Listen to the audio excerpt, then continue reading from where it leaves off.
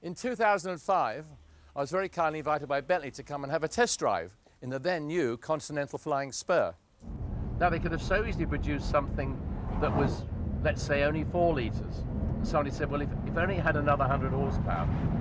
You're never going to say about this car, if only it had another 100 horsepower, if only it had a bit more room in it, if only it had better brakes, if only it had more acceleration.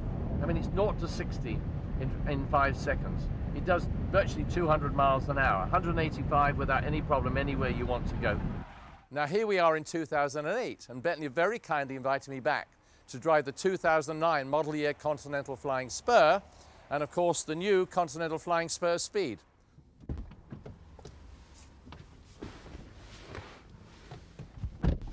Now, this is what I've been waiting for.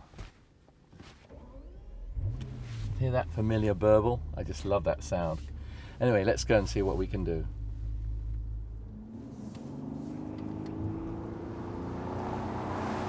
Now, there's a familiar sound there, but you notice the way it stayed in that gear all the way through there. I mean, that's amazing. It hasn't even gone up yet. It goes up at 100 miles an hour. What a beautiful... It's just so smooth, isn't it? It's just effortless, and just no sound. I mean, you could definitely hear the engine as it went. You can't help. You've got a W12 revving at, 5,500 revs. You're going to hear it. You can't get away from that. But the wind noise is non-existent. And once I'm up to speed and cruising, it's just negligible.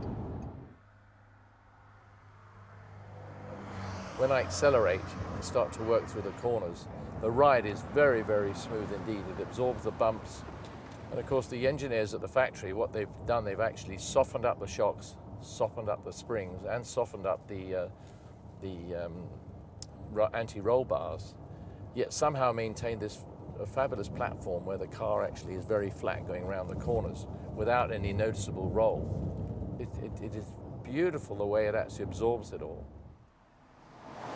With all the work that's gone on, it sort of gives a more refined, relaxed atmosphere for both me at the front and I assume for the passenger in the rear. I'll find out when I do ultimately get in the back seat.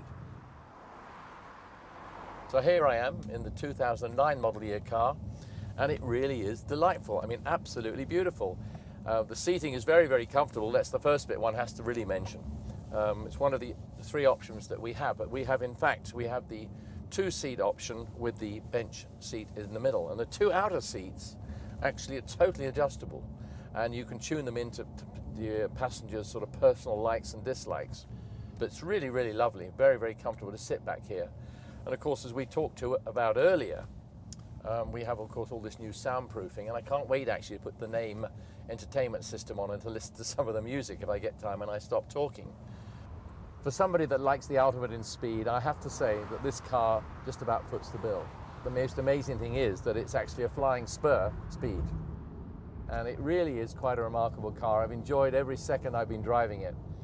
And it's astonishing what's happened in the last 3 years since we ran the original Flying Spur at Bruntingthorpe.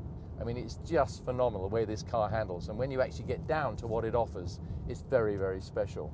And it's a car that 4 years ago was a wonderful handling, wonderfully powerful car. And I said they couldn't make it go any faster. And then suddenly I get into this car, which I have to say has probably been developed for a very limited number of special people that want something a little bit more powerful than anything else. And I mean, just look at the inside of this car. It's absolutely phenomenal. I mean, it strikes you, it hits you in the face. It says, I'm ready to be driven. Take me out and drive me. And that's the impression I've had throughout the moments that I've driven this. The acceleration, I mean, 0 to 60 in 4.6 seconds. It's absolutely phenomenal what it does. You have ceramic brakes as an option, 10 millimeters lower all round. Slightly stiffer suspension everywhere.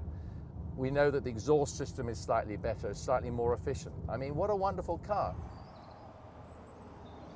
Well, what a wonderful day I've had. I've driven 2 new cars, and both of them flying Spurs. And we all have the choice of which one we want to buy. With one, you have the ultimate in refinement and in comfort. And with the other, you have speed, you have performance, and that extra bit of power. Who's the lucky boy?